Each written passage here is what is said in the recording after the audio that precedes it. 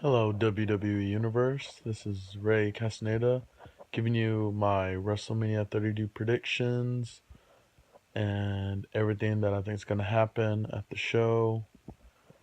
So let's get started off with the pre-show.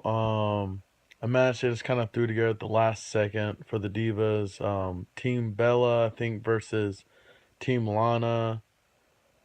Um, I mean, this match, it really doesn't. I mean, like, there was no point. They were just trying to give the pre-show another match.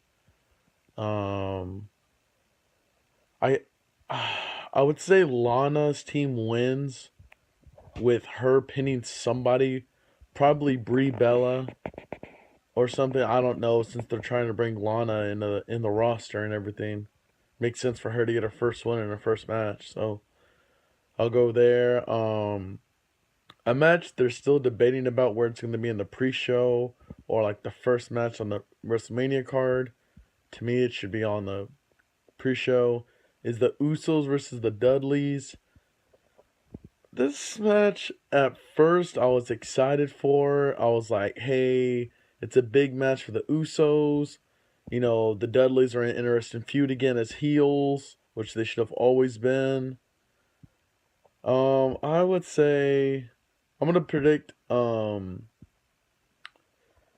wins, and they beat the Usos because WWE's trying to build them as a heel, and you can't have them turn heel and lose like the first feud they're in. It's just not the way WWE books stuff nowadays.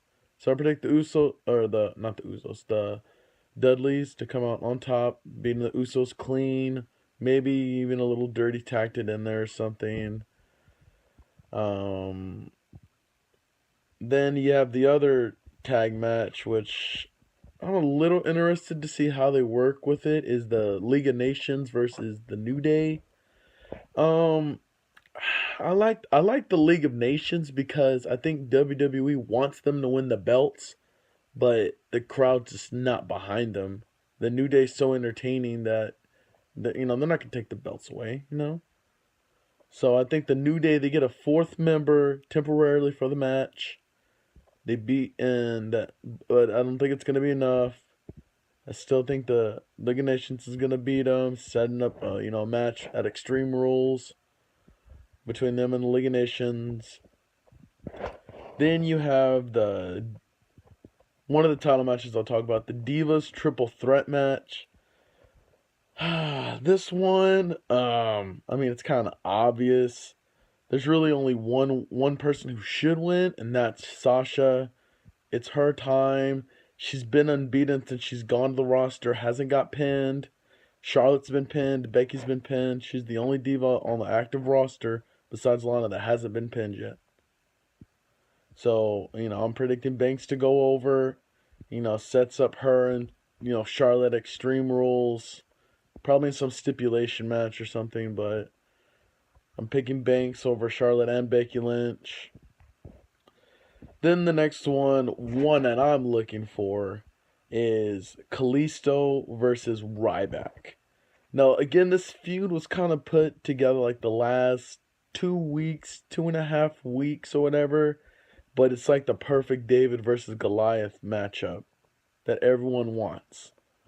Um, I would say Kalisto's on such a roll right now in a singles part that I think he has to win because you just turned Ryback heel and you have to give him a motive to keep going heel. If he turns heel 2 weeks and wins the championship, it's gonna be like WTF or something. But I'm predicting Kalisto to beat him clean. 1, 2, 3, middle of the ring. Um, a feud that I really thought was gonna end at the Royal Rumble or whenever the last match of them was Chris Jericho versus AJ Styles. And a lot of people are predicting AJ Styles to win at Mania. I don't think he's gonna win. I think this feud's so entertaining. It's so different, especially for AJ Styles. I think Chris Jericho does pull some dirty trick and he beats AJ Styles. That's my first upset. Um, My second upset is in the IC title ladder match, which I guess is a traditional thing now, which I really don't understand. He did a good job with it last year. Unfortunately with Daniel Bryan, it kind of didn't work out. But maybe this year will be different. But this year it's really like it's it's weird. I mean, you're putting people who have no shot at winning. Like, no offense to Miz or Ziggler, who've won the title like 4 times, I think, apiece. They're not winning it.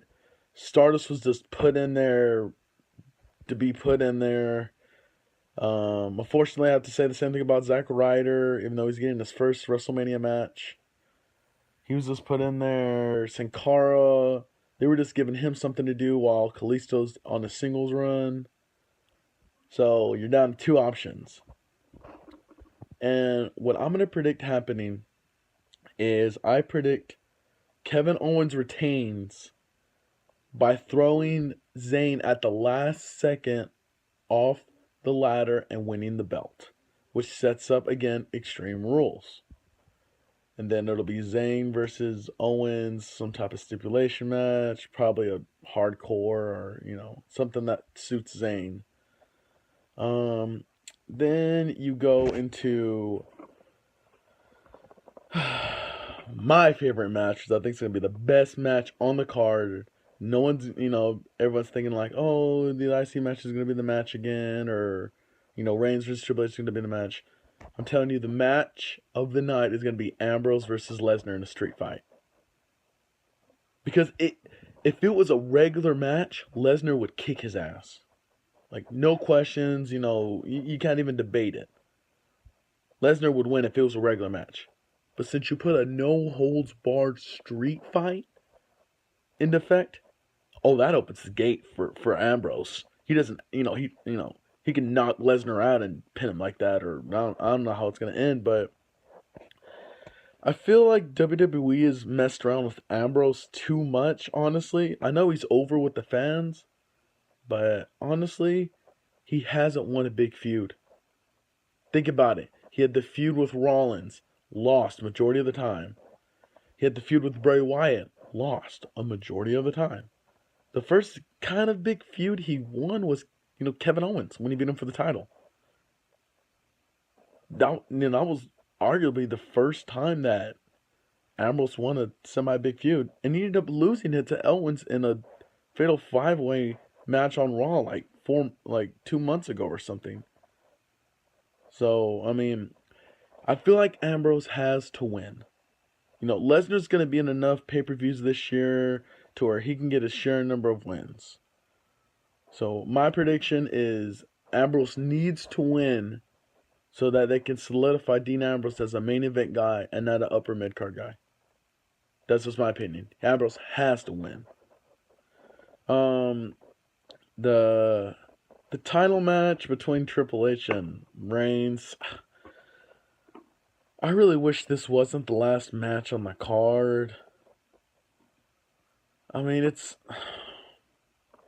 there is no point to give Triple H the belt. He didn't need it. You could have had, like, in the Rumble, the last 4 people, Triple H enters number 30. Reigns comes back. Triple H eliminates him. Then, costs him the title. Then Triple H loses, which sets up a feud. Not for the belt, but a feud. Which I just don't understand why WWE did this. But honestly, people are predicting Reigns to win. I don't think he's going to win. I think he's going to get effed over somehow and lose the match. Triple H is going to do something, someone's going to get involved, and I feel like Triple H is going to win. And then Reigns wins the belt at Extreme Rules. But it's those are majority of my predictions. There's probably a couple I left out. I'll look at my sheet real quick. The Andre the Battle Royal, again, it's predictable. They're booking Braun Strowman to win it, which I agree with. Because then it kind of sets, he can have like a a feud with Reigns when Reigns gets the belt or whatever, because I think that's the next step for Reigns when he becomes champion. He'll have to have a somewhat interesting feud, I guess, or whatever. The first step would be obviously facing Strowman. WWE has released I think an article saying that Bray Wyatt, when he gets healthy again, is going to feud with Reigns in the summer. They haven't said if it's SummerSlam or if it's Battleground or if it's Money in the Bank. They don't know yet. It's just going to be sometime in the summer. But I'm looking forward to that, honestly, because WrestleMania without Bray Wyatt's a little weird in my opinion, because, he's one of my favorites, honestly. But I think WWE needs to give him a main event run. I mean, he's been in WWE for, I think, what, 2.5 years by now? Almost three? And, you know, I think besides the Money in the Bank match, he hasn't been in a title match. He's been in a ton of feuds. So he needs to be in a feud for a title. But that was just my interesting. The Rock, I don't know what he's gonna do. They said he's gonna show up, and he's not telling anyone what he's gonna do. So it's kind of impossible to say. Only thing I can think he would do is somehow get involved in the match, cost Reigns the belt, or cost Triple H the belt. But honestly, I hope he costs Reigns the belt, because not only will Reigns, get his rematch with Triple H somewhere down the road, it sets up a feud with his, supposedly his uncle or cousin, whatever they call it nowadays, sets up that feud, which would be awesome to see between Roman Reigns and The Rock. That would be awesome. Because then it would be a perfect chance for Reigns to turn heel, which he should be. Roman Reigns should be a heel. Why WWE's have him as a babyface, I do not understand. Because they're trying to get him to take John Cena's place when he should be heel. But that's all my predictions.